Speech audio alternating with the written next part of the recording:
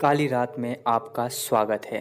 आप अभी काली रात चैनल पर एक हॉरर और डरावनी कहानी सुनने जा रहे हैं। तो आपसे एक रिक्वेस्ट है, आप इस चैनल को सब्सक्राइब कर लें, क्योंकि ऐसी ही डरावनी कहानी इस चैनल पर हमेशा अपलोड होते रहता है।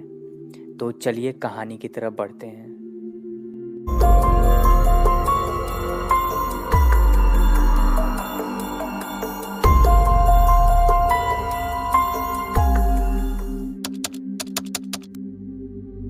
मेरा नाम शुभम है। मैं बीएमएस यूनिवर्सिटी का स्टूडेंट हूँ। इस यूनिवर्सिटी में कई सारे ब्रांच हैं, जैसे कि कंप्यूटर साइंस, मेडिकल और भी कई सारे अलग अलग ब्रांच हैं। मैं अभी इस यूनिवर्सिटी के टेक्निकल ब्रांच के 4th ईयर का स्टूडेंट हूँ। वैसे है तो ये कॉलेज, बस यूनिवर्सिटी नाम रख लिया है। मेरा जब इस कॉलेज में फर्स्ट ईयर था तो मुझे हिस्ट्री पढ़ने का बहुत शौक था। इंटरेस्टिंग ना, क्योंकि हूँ मैं टेक्निकल बैकग्राउंड से, पर पढ़ रहा था हिस्ट्री। क्या करें, वो समय ही अलग था। बट ये इंटरेस्टिंग चीज़ ज़्यादा देर तक नहीं चलने वाली थी। मुझे जब भी टाइम मिलता था कॉलेज में, मैं हिस्ट्री के क्लास में चला जाता था। हिस्ट्री के क्लास के कई सारे स्टूडेंट मुझे ही देखते रहते थे, पर मैं सोचता था ज्ञान कहीं से भी बटे, बस उसे लपेटने से मतलब रखना चाहिए। मैं कई बार अपने 1-2 बोरिंग क्लास को छोड़ के हिस्ट्री के क्लास में चला जाता था, क्योंकि क्या करें, हमारे हिस्ट्री के टीचर ही ऐसे थे। हमारे बीएमएस कॉलेज के हिस्ट्री के टीचर का नाम गिरधर ठाकुर था। वैसे उनका नाम भले ही पुराने टाइप का था, पर वो थे एकदम मॉडर्न टाइप के। वो बहुत मस्त टीचर थे, इतना बढ़िया पढ़ाते थे कि क्या ही कहना। हिस्ट्री के क्लास में मैं उनका फेवरेट स्टूडेंट बन गया था। वो मुझे बहुत पसंद करते थे। शायद मैं टेक्निकल ब्रांच से होके भी हिस्ट्री पढ़ रहा था इसीलिए। दोस्तों, आप सभी एक बात तो जानते ही होंगे, अगर आपने कभी कॉलेज लाइफ जिया है या अभी कॉलेज में हो, तो जो अपने कॉलेज में फर्स्ट ईयर में रहे होंगे या अभी हैं, उन सभी के साथ लगभग एक न एक बार अपने सीनियर के थ्रू रैगिंग हुआ ही होगा। कुछ ही खुशनसीब रहते हैं जिनके साथ फर्स्ट ईयर में रैगिंग ना हुआ हो, पर मैं उन खुशनसीबों में से नहीं था। मेरे साथ एक बार मेरे सीनियर ने रैगिंग किया था। मैं एक ऐसे ही सामान्य दिनों की तरह कॉलेज में आ रहा था, पर कॉलेज के अंदर आते ही मुझे मेरे ही टेक्निकल ब्रांच के 4 4th ईयर के लड़कों ने कॉलेज के गेट पे देख लिया। वो लोग मुझे देखते ही कहते हैं, ओए फ्रेशी, इधर आ, कहाँ जा रहा है? मैं उनके पास जाकर कहता हूँ, मैं अपने क्लास जा रहा हूँ। फिर वो कहते हैं, जल्दी से अपना इंट्रो दे। मेरे इंट्रो देने के बाद जब वो ये जानते हैं कि मैं टेक्निकल ब्रांच में होके भी हिस्ट्री के क्लास में चला जाता था, तब वो मुझे अपने कॉलेज के हिस्ट्री टीचर गिरधर ठाकुर के उन्हीं की हिस्ट्री बुक उन्हीं के सामने जलाने को कहते हैं। मैं उनसे बहुत बार कहता हूँ मैं ऐसा नहीं कर सकता। फिर वो कहते हैं, अगर तुम ऐसा नहीं करोगे तो इस पूरे साल हम हर रोज तुम्हारी इससे भी बुरी तरह से रैगिंग करेंगे।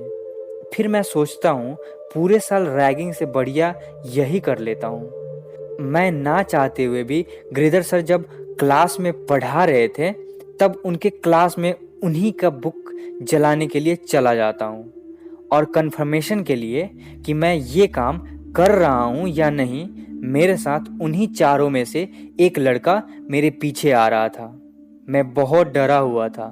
मैंने आज से पहले ऐसा कभी नहीं किया था। मैं डरते डरते सर के क्लास में जाता हूँ और वो सीनियर क्लास के दरवाजे के पीछे छुपकर देख रहा था, पर शायद सर ने मेरे पीछे आते हुए खिड़की से देख लिया था।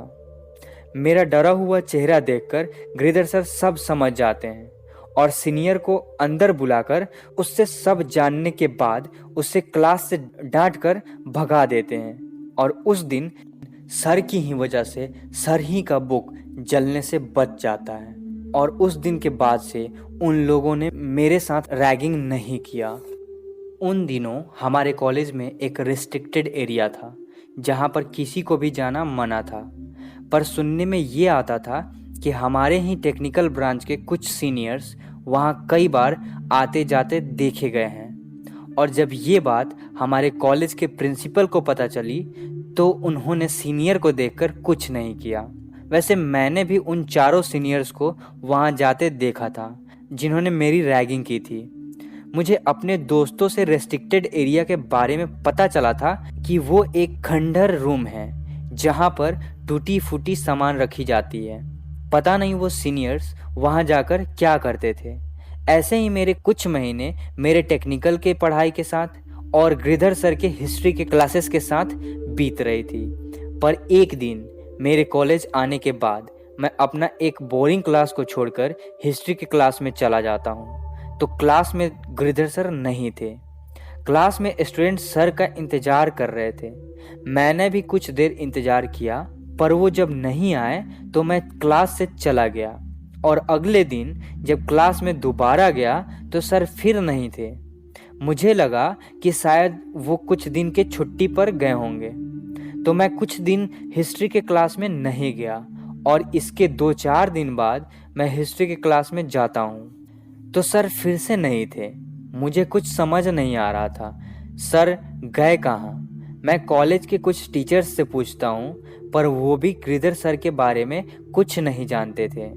तो क्लास के कुछ स्टूडेंट कॉलेज के प्रिंसिपल के पास जाते हैं पर प्रिंसिपल को भी सर के बारे में कुछ नहीं पता था। और ऐसे दिन बीतते गए।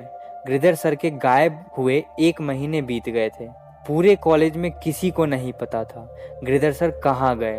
पर इन सब के बीच मुझे एक चीज़ पर काफ़ी अजीब लगा।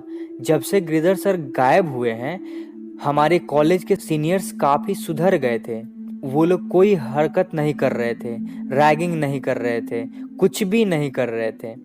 यहाँ तक कि वो सभी रेस्ट्रिक्टेड एरिया में भी जाना छोड़ चुके थे। पर एक दिन टेक्निकल ब्रांच में हमारे साथ हमारे मैथ के प्रोफेसर आते हैं और कुछ लड़कों का ग्रुप बनाकर हमें रेस्ट्रिक्टेड एरिया में कॉलेज की ही कुछ टूटी फूटी हुई सामान देकर वहां जाके रखने को कहते हैं। मैं भी उस ग्रुप में था। हम सभी उस टूटी हुई सामान को लेकर रेस्ट्रिक्टेड एरिया में जाते हैं। मैं पहली बार रेस्ट्रिक्टेड एरिया में जा रहा था। रेस्ट्रिक्टेड एरिया में पहुंचने के बाद हम सभी अंदर जाकर उन सभी टूटी हुई सामानों को रख रहे थे। रेस्ट्रिक्टेड एरिया के अंदर पहले से बहुत सारी टूटी हुई सामान रखी हुई थी और वहां हमें कई सारे शराब और सिगरेट के खाली पॉकेट और बोतलें दिखाई देती हैं। हम सभी को यह सब देखने के बाद अब सब समझ आ गया था कि हमारे प्यारे सीनियर्स यहाँ पर आकर क्या क्या करते थे। हम सभी के टूटी हुई सामानों को अंदर रखने के बाद एक एक करके हम सब बाहर निकल रहे थे और आखिर में मैं जब निकल रहा था तभी रेस्ट्रिक्टेड एरिया का दरवाजा अचानक से अपने आप बंद हो जाता है।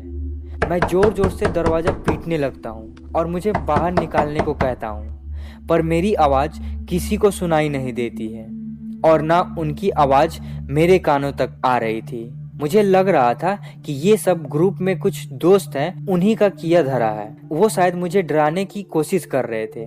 इसीलिए मैं रेस्ट्रिक्टेड एरिया के रूम में शांति से एक टूटी हुई बेंच पर बैठ जाता हूँ और उनका यह ड्रामा खत्म होने का इंतजार करता हूँ। पर तभी मेरे कंधों पर अचानक से कोई हाथ रखता है। मैं डर के मारे बेंच से नीचे गिर जाता हूँ और सामने देखता हूँ तो मेरे सामने गिरधर सर खड़े थे। मैं उन्हें देखकर थोड़ी देर के लिए हैरान रह जाता हूँ। तब वो मुझे यहाँ देख के कहते हैं, क्या हुआ तुम्हें? मैं उनसे पूछता हूँ, सर आप इतने समय से कहाँ थे और आप यहाँ क्या कर रहे हैं? हमने आपको हर जगह ढूंढा पर आप कहीं नहीं मिले और आप अगर यहाँ थे तो जब हम सब आए थे तब आप हमें क्यों नहीं दिखे?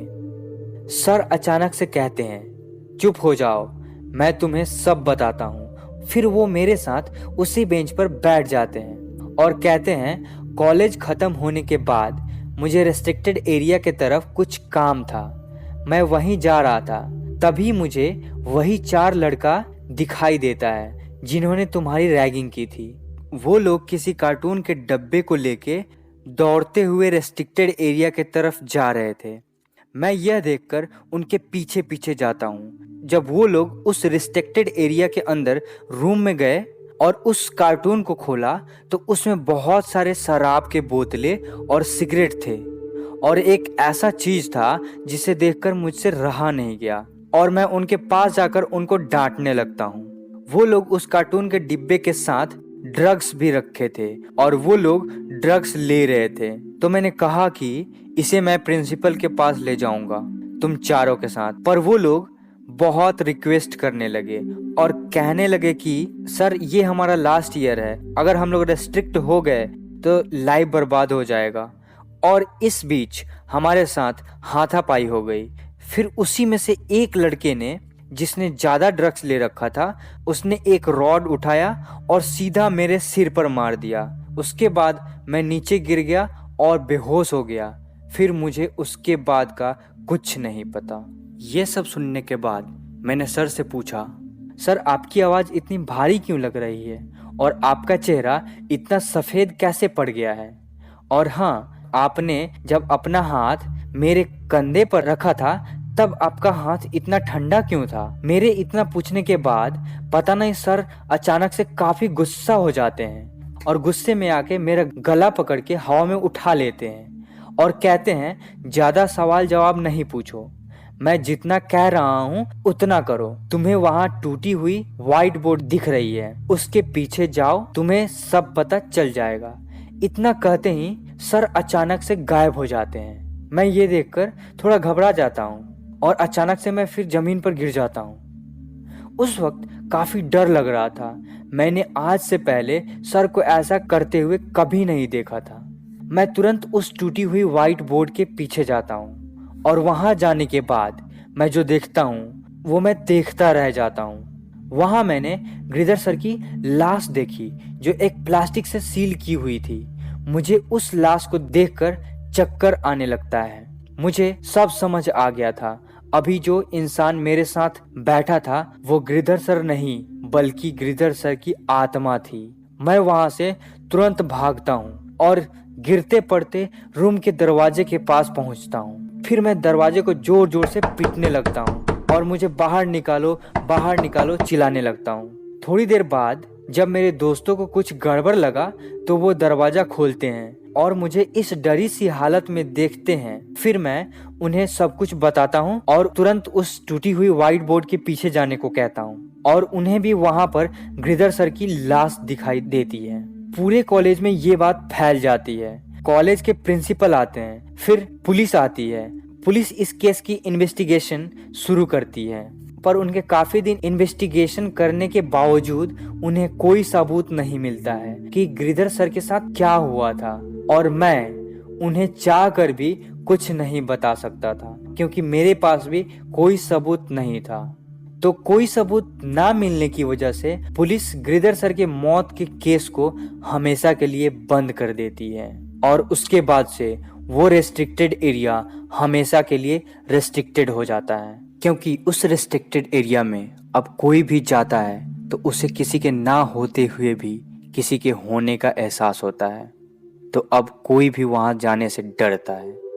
तो दोस्तों, यह कहानी आपको कैसी लगी कमेंट बॉक्स में जरूर बताएं और अगर आप इस चैनल पे नए आए हैं तो इस चैनल को जरूर सब्सक्राइब कर लें, क्योंकि ऐसी ही डरावनी और भूतिया कहानी इस चैनल पे हमेशा आपको देखने को मिलते हैं। और अगर यह वीडियो आप रात में देख रहे हैं तो आपको हॉन्टेड गुड नाइट।